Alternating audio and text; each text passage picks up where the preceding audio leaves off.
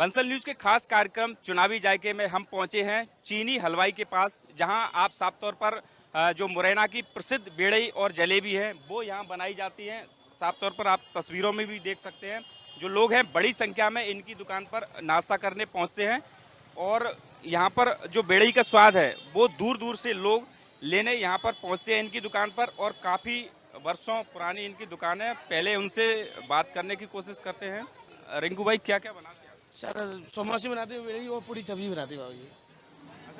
आपकी दुकान में जो बेड़ई है वो काफ़ी फेमस है, दूर दूर से लोग आते हैं। क्या लगता है आपको, क्या ऐसा मिलाते हैं क्या?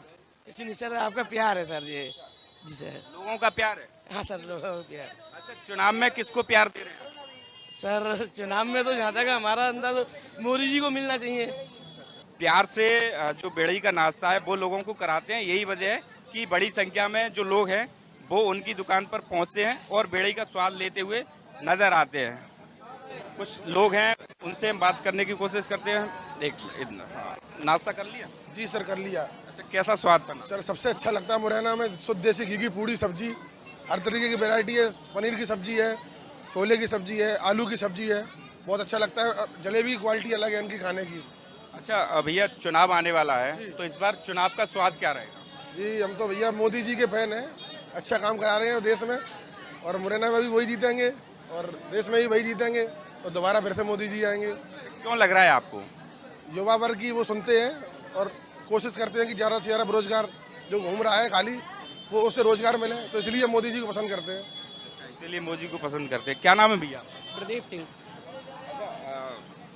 क्या लग रहा है इस बार मुरैना लोकसभा सीट पर किस तरह का मुकाबला आप देखें? फाइट होगी अच्छी, और क्या नाम है, ज़्यादा का बीजेपी गवर्नमेंट ही आएगी। अच्छा, इस बार कांग्रेस ने युवा प्रत्याशी को मैदान में उतारा, तो इसका युवाओं पे कोई फर्क पड़ने वाला है? नहीं पड़ेगा। जनता मन बनाएगी, लेकिन वो बीजेपी का ही मन बनाएगी।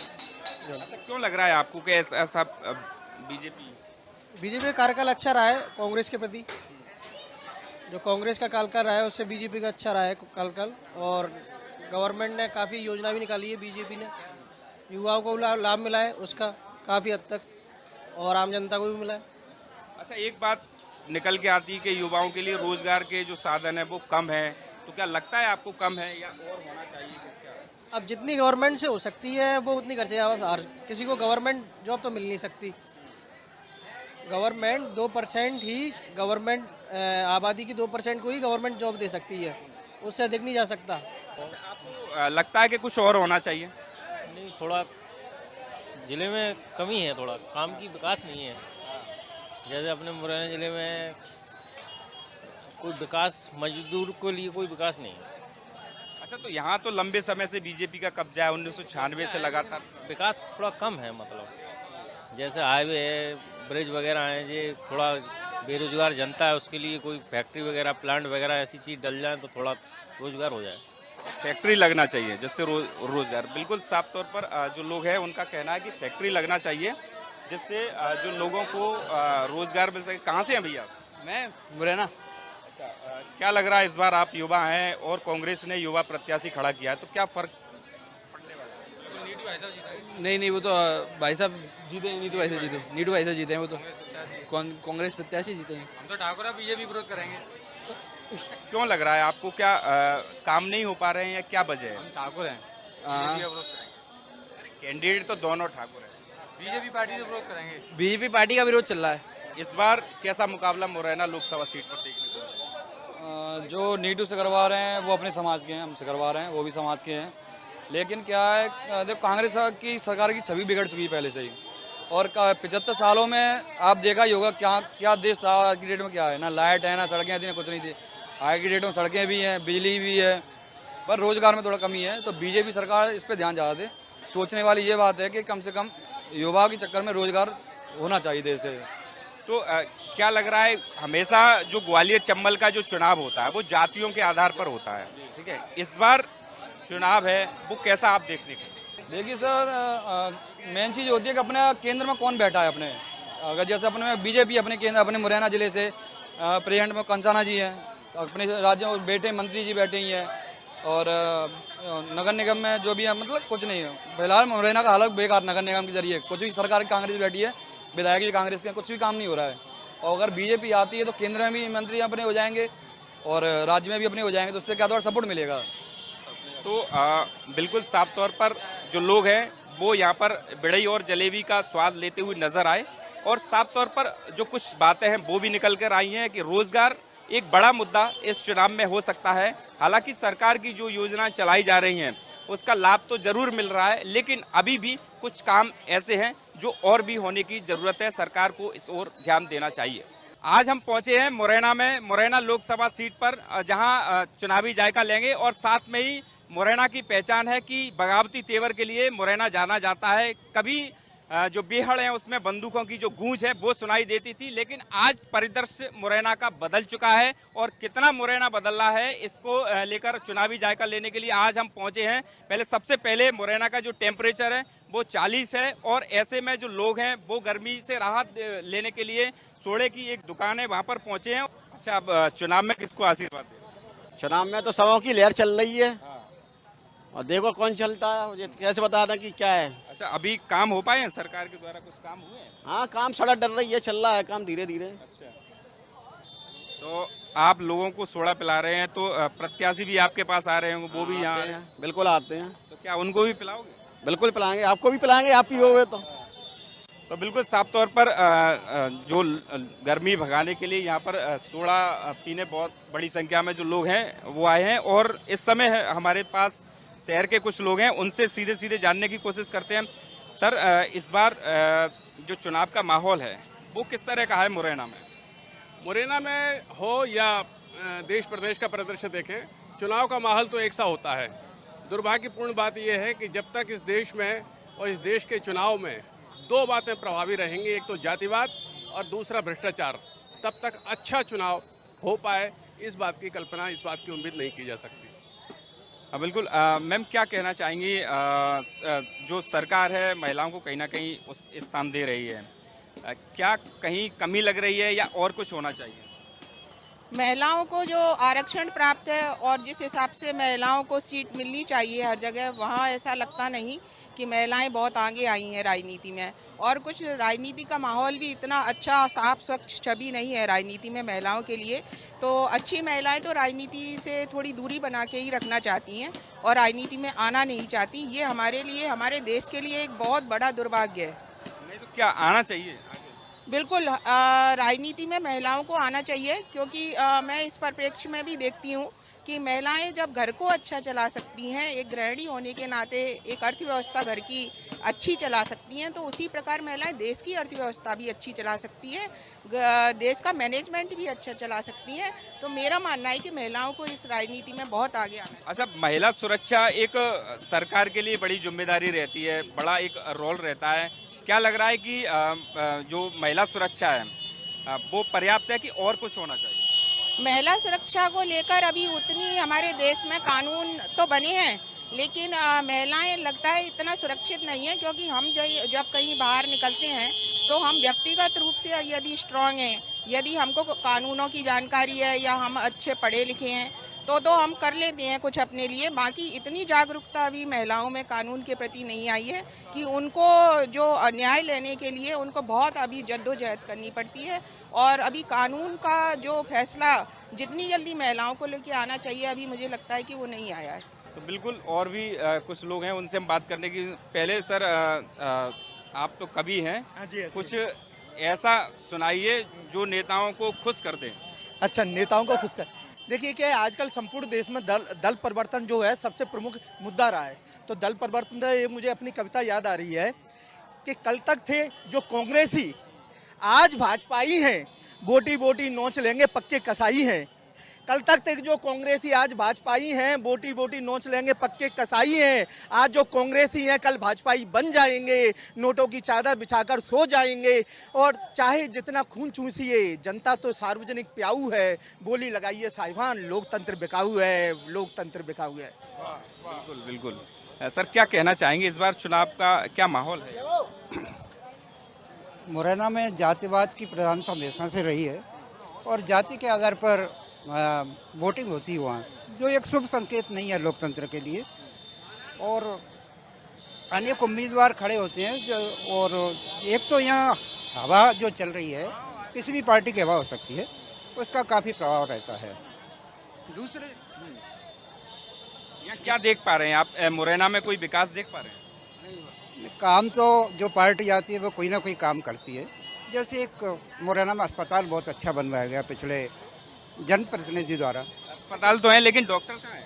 हाँ, कुछ कमियां तो रहती हैं और वो भी धीरे धीरे ठीक हो जाएंगी, लेकिन मैं कुछ पंक्तियां सुना रहा हूँ वो उसमें कि दिल्ली बहुत दूर है लल्लू, दिल्ली बहुत दूर है लल्लू, क्यों मस्ती में चूर है लल्लू, जिसको तू सत्ता समझा है वो तो पेड़ खजूर है लल्लू, दिल्ली बहुत दूर है लल्लू, और दुनिया के नूरों में सच्चाई का नूर है लल्लू, दिल्ली बहुत दूर है लल्लू, और दरक रही हैं क्यों दीवारें, घर में खोट जरूर है लल्लू, घर में खोट जरूर है लल्लू, समय करेगा लेखा जोखा, किसका टिका गुरूर है लल्लू, दिल्ली बहुत दूर है लल्लू। मैं जनता से यही आग्रह करूंगा कि वो उम्मीदवार को देखें।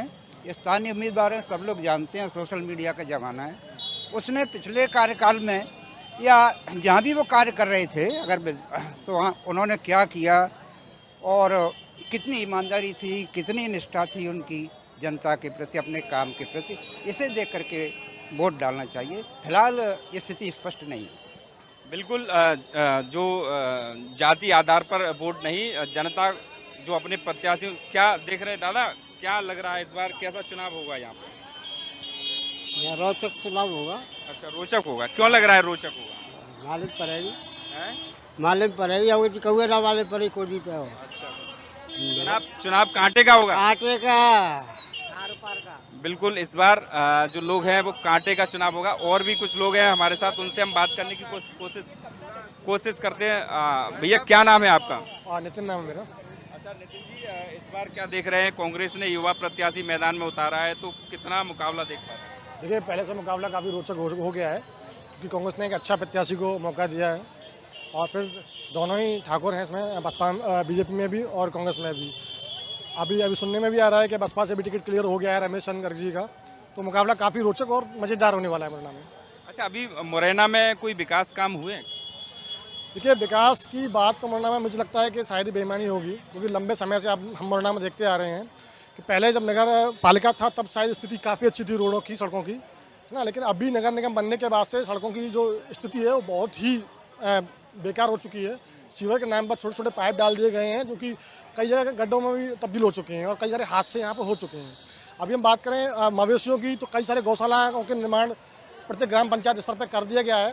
उसके बावजूद भी लगातार आप देखते हैं शहरों पर खुलेआम मेन जो सबसे व्यस्तम रोड है MS रोड। चलिए, इस बार आप वोटिंग कैसे देख रहे हैं? जाति आधार पर होगी, क्योंकि मुरैना में और ग्वालियर चंबल में हमेशा जाति के आधार पर चुनाव होते हैं, कि विकास के आधार पर? देखिए, मुरैना का चुनाव हमेशा से जातिवाद रहित रहा है, जब मैं देखता आ रहा हूँ, हमेशा यहाँ जातिवाद शुरू से यहाँ भी रहा है, और इस बार भी शायद वही होगा। क्या लग रहा है इस बार चुनाव कैसा होगा मुरैना में? चुनाव अभी कुछ कह नहीं सकते, सबकी टक्कर बराबर भी चल रही है।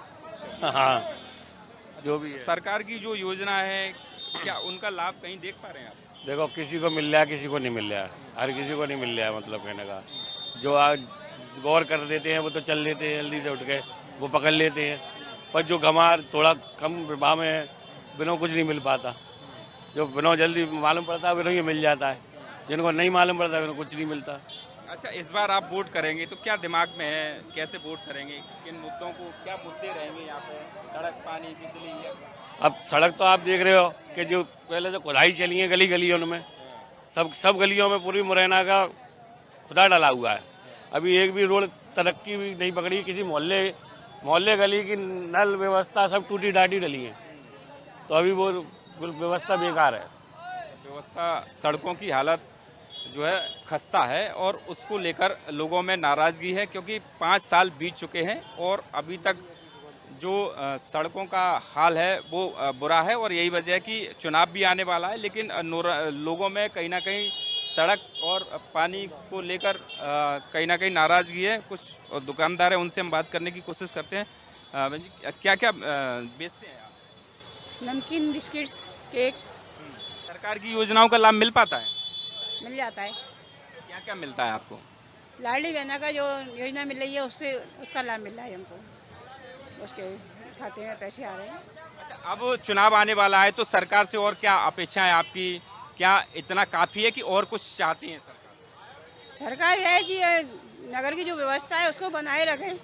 जो भीड़ भब्बड़ ज़्यादा हो रही है उसकी व्यवस्था बनाएं और जगह जगह पुलिस वगैरह खड़ी करें अपनी, और जगह जगह चौराहों पे कैमरा फिट करें, जिससे जो चोरी चपाटी वगैरह होती हैं और कानूनी व्यवस्था वो बनाए रखें बस। सरकार की जो योजना है उनका लाभ मिल पा रहा है? हमें वो मतलब लाभ बना मिल रहा साहब, झूठ को किसान सम्मान निधि वगैरह कुछ नहीं? कछु नहीं।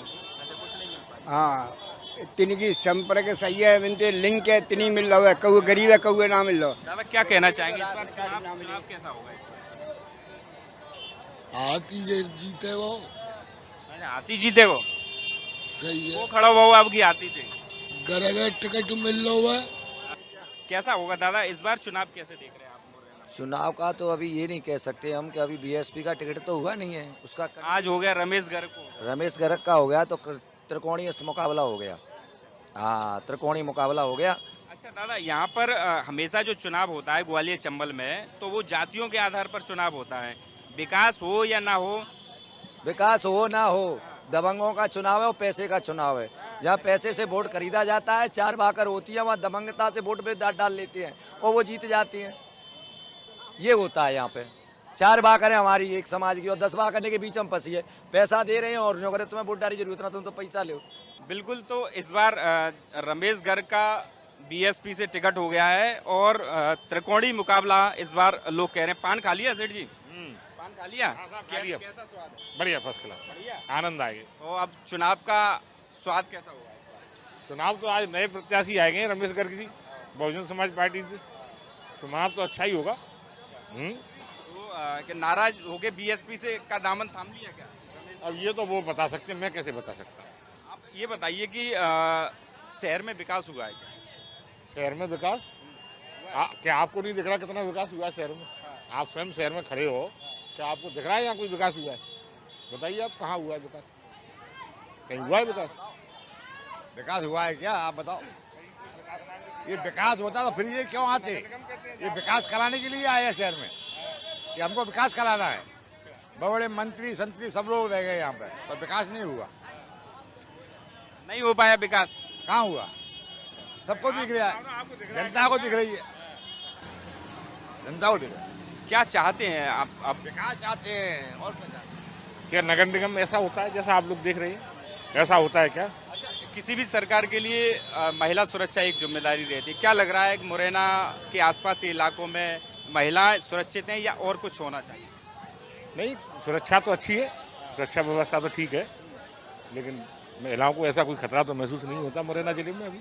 अच्छा, यहाँ पर जो ट्रैफिक की एक बड़ी समस्या है, लोग निकल नहीं पाते हैं। आप देखिए तमाम तरह अस्त व्यस्त। आपको दिख रहा होगा, आप शहर में खड़े हैं बीच में, क्या नगर निगम का चौराहा ऐसा होता है कि और शहरों में भी होता है ऐसा जो मुरैना में? इसके लिए सरकार को कोई कठोर कदम उठाना चाहिए, पार्किंग की व्यवस्था करना चाहिए और जिससे चौराहे पर भीड़ ना हो।